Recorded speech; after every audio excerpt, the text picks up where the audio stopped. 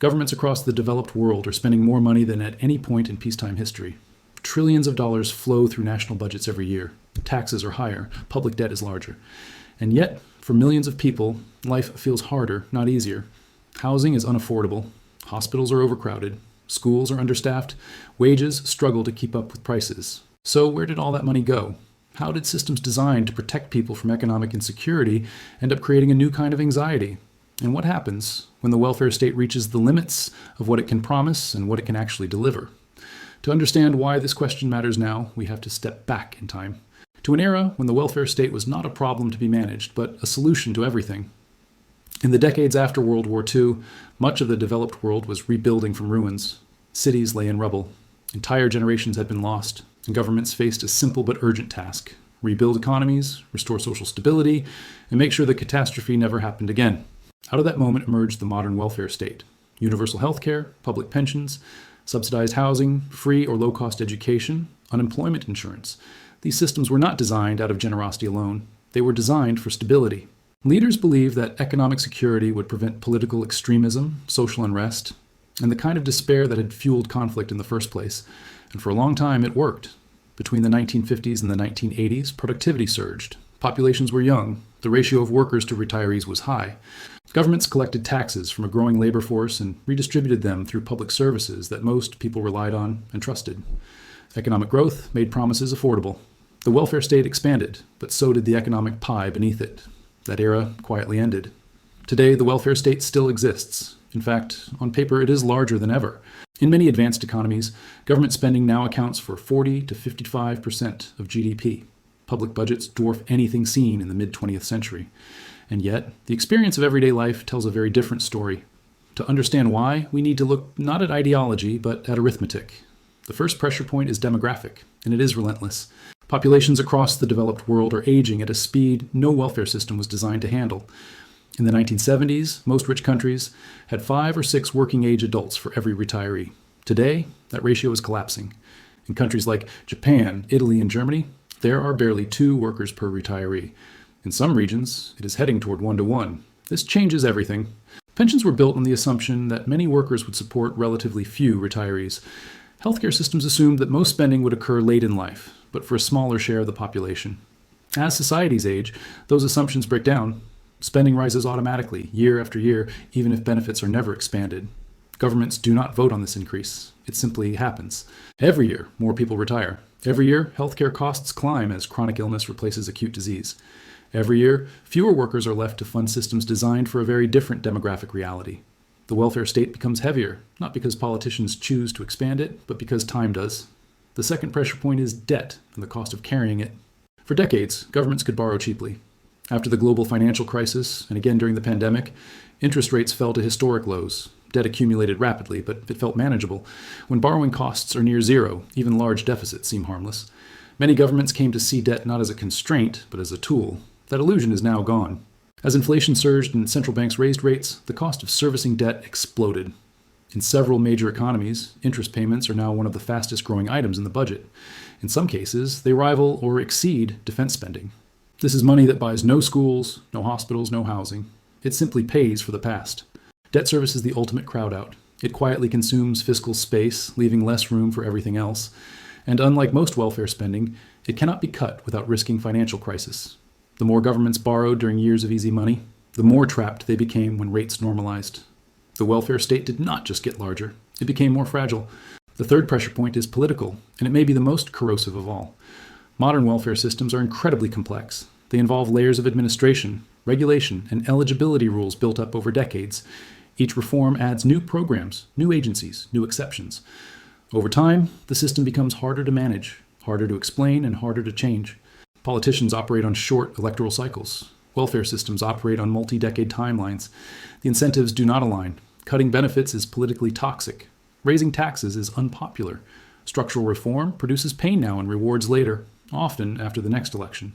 So governments do what politics encourages them to do: delay, patch, and borrow. Instead of reforming pension systems, they add debt. Instead of restructuring healthcare, they inject emergency funding.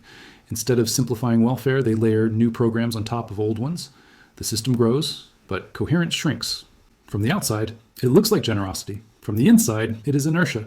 The result is a welfare state that spends more money than ever, but delivers less of what people actually need. Nowhere is this more visible than in housing. In many advanced economies, housing has become the largest expense for households and the greatest source of insecurity. Yet public spending on housing support has risen dramatically. Subsidies, tax breaks, social housing budgets, and rent assistance programs consume billions every year. And still, prices keep rising. The reason is structural. Welfare systems treat housing as a social issue, while markets treat it as a financial asset. When governments subsidize demand without fixing supply, zoning laws, land use restrictions, slow permitting, they push prices higher. The money flows, but the homes do not. For young families, this feels like betrayal. They pay high taxes into systems their parents benefited from, yet face a housing market that excludes them entirely. The welfare state protects the past more effectively than it secures the future. Healthcare tells a similar story. Public spending on healthcare has risen faster than almost any other category. In many countries, it absorbs 10 to 12% of GDP. And yet, patients face longer wait times, understaffed hospitals, and overwhelmed emergency rooms. Again, demographics and structure collide. Aging populations increase demand, medical technology raises costs, bureaucratic systems struggle to adapt. More money keeps the system running, but not improving. The welfare state becomes a maintenance machine, designed to prevent collapse, not to deliver excellence. These pressures play out differently across countries, but the pattern is remarkably consistent. In the United States, welfare spending is fragmented. Healthcare is expensive and inefficient. Social programs are means-tested and administratively complex. The government spends enormous sums, yet many people fall through the cracks. The result is resentment from taxpayers who feel overburdened and from beneficiaries who feel abandoned. In Western Europe, welfare systems are broader and more universal. Benefits are generous, but fiscal space is tighter.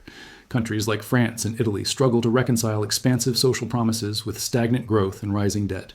Reform triggers protests. Delay deepens the problem. Japan offers a glimpse of the future. Its welfare state remains intact, but only because debt has filled the gap left by demographics. The system appears stable on the surface, but the burden is silently transferred to future generations. Despite these differences, the social consequences converge. Middle-class households feel squeezed. They earn too much to qualify for assistance, but too little to feel secure. They pay into systems they increasingly doubt they will benefit from. Trust erodes. At the same time, political polarization intensifies. As welfare systems strain, groups compete over shrinking fiscal resources. Immigration becomes a flashpoint. Generational conflict sharpens. The welfare state, once a source of unity, becomes a battleground. This is how economic anxiety turns into political anger. And yet, the most dangerous illusion persists. The belief that the welfare state can simply be expanded indefinitely to solve these problems. It cannot. There is no version of the modern welfare state that escapes arithmetic. Aging populations, higher interest rates, slower productivity growth, and political constraints impose hard limits. Ignoring them does not preserve the system. It hollows it out. So what are the alternatives? Some argue for higher taxes, especially on wealth and high incomes. This can buy time, but rarely solves structural imbalance on its own. Others push for cuts, but blunt austerity often harms the most vulnerable and fuels backlash. The most difficult path is reform. Reform means confronting uncomfortable truths. Retirement ages may need to rise. Benefits may need to be targeted more precisely. Healthcare systems may need to prioritize outcomes over process. Housing policy must shift from subsidies to supply. These changes are politically painful because they challenge expectations built over generations. But avoiding them carries its own cost. A welfare state that consumes more resources while delivering less security. The future likely holds three possible paths.